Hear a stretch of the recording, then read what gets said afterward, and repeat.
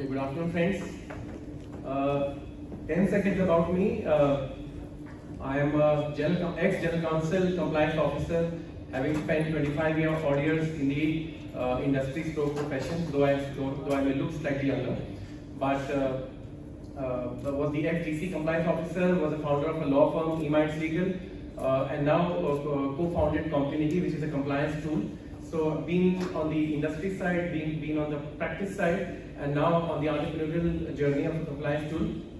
So happy to share my experience. We've been since morning talking about legal, tech, AI, Gen AI, etc., etc. Would like to double click on compliance software, which is what we do.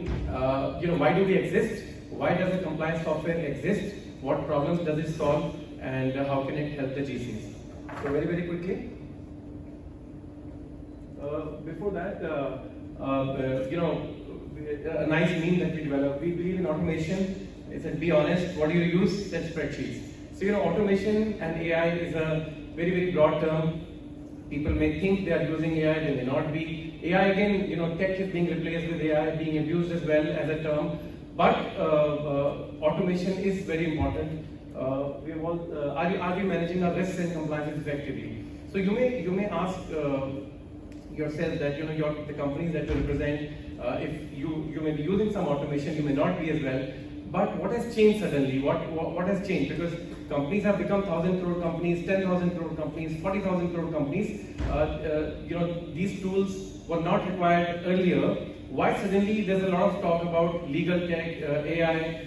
Lawyers always existed for so many years. Companies have been doing successful business.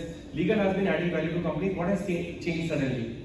So now, this is the agenda: types of compliances, why compliance framework, e-governance, maturity model, compliance framework, etc., etc. So, what is compliance? We won't go to the basic all our experienced GCs, but the last para, it really appeals to me. It says, is a process of abiding the various laws, regulations, standards, rules, ensuring that the organization has the processes, internal controls to meet the requirements imposed by government bodies, regulators, industry mandates, and internal policies. It's my favorite definition. Very encompassing, I would say. Very broad. Types of compliances. Compliance is not just regulatory compliance. Compliance is statutory, central, state, municipal, etc. Industry specific, of course, very important. International compliances, now all the MNC subsidiaries in India, FCT, anti-bribery, SOX, etc. Internal compliances with global policies, all the other local policies, etc., code of conduct, etc. Contractor compliances, contract compliances, your SLAs, conditions attached to registration and licensing, that's also compliance. Your own processes, controls, corporate governance, best practices. So when we define compliance, it is not just a GST return or a TDS return or a PF return. It is this whole 9 yards of compliance, which is the true letter and spirit of compliance. It's the full universe of compliance, and it's very important, touches every aspect of the business. Now, why compliance framework? Why a framework is necessary?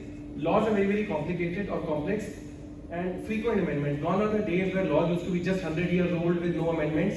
Now amendments, there are 250 to 300 amendments across several laws every month.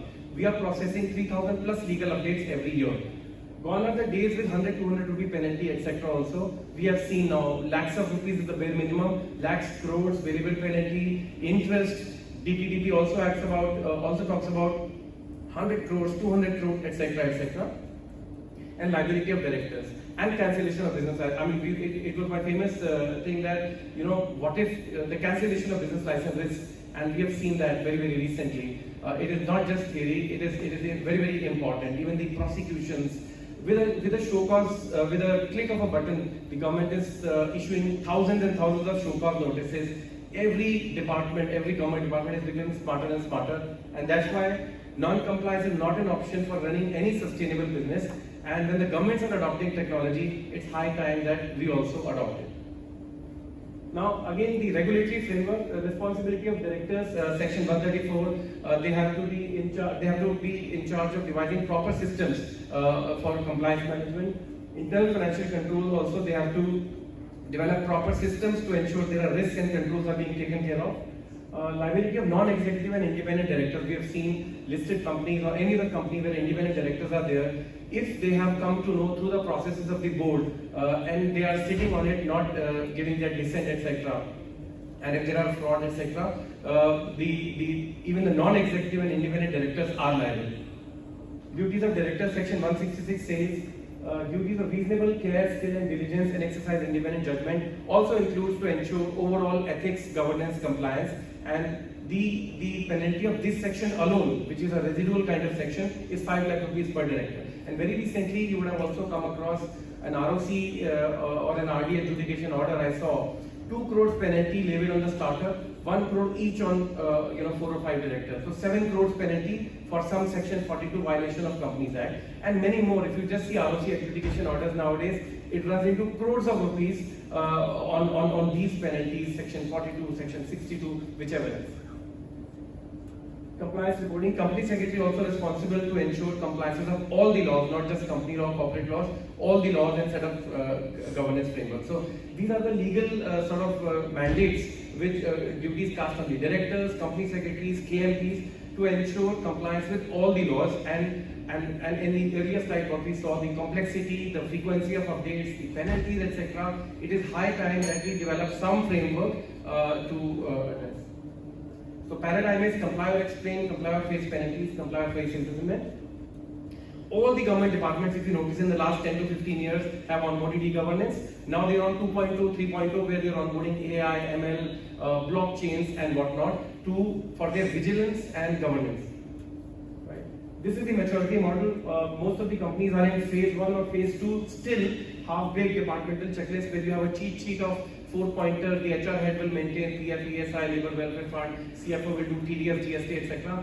Are we doing an integrated compliance monitoring? And if we are, it is very, very difficult with a manual Excel-based, spreadsheet-based email process. If a company is even 3-4 plants or 4-5 offices, warehouses, registered office, service companies, very difficult for one person to mail to 30 people, get the responses, collate, and what about legal updates, etc., etc. So that is where phase 3 and phase 4 should be the KRA of a GC to have an integrated monitoring and also top it up with compliance audits as the best practice. This is the compliance framework components to build a world-class compliance framework. Ashish was asking why do compliance tools fail? Tone at the top is missing, Ashish, in my opinion. If the buy-in from the top management itself is not there, every tool will fail. These tools have to be driven top-down, not bottoms-up. So tone at the top, there has to be compliance policies, compliance councils, or you put it in audit committees, board meetings, compliance officer, list of applicable laws, checklists, calendars, compliance certificates, alert, so all these lingo that you see, this is what a compliance looks like. Implementing a compliance framework, look at all your laws, look at your business divisions, locations, laws, make a checklist and implement a framework. Use a tool, it helps you very much. This is a new wave of softwares coming. Earlier was the day of financial software, then came the HRMS software, then came the CRMs. Now this is the compliance software. It's a new category evolving for the GCs, for the company secretaries, and it's very, very important. Our software covers 2,200 plus laws, 35,000 plus compliance. Let's just take one more minute. 8 modules on the compliance base pack to take care of all the whole 9 yards of compliance what we talked about, plus some add-on modules, and all the right certifications on data privacy, data security, quality, etc., few awards, and some 1,000 plus companies using our tool all over India.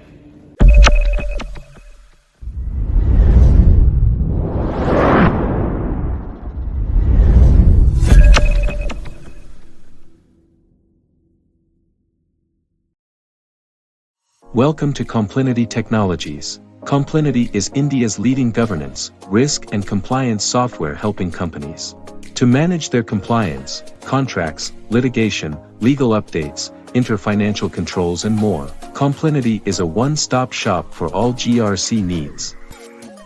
With our proprietary 12 GRC modules and real-time legal updates on 2,000 plus laws and 24,000 plus compliances. All in an integrated platform that is easy to use with automated alerts and risk management capabilities. Is why compliance managers, general counsels and chief financial officers choose COMPLINITY every time. Join the most innovative and prestigious brands that use COMPLINITY. Automating your compliance management. Request a demo at complinity.com.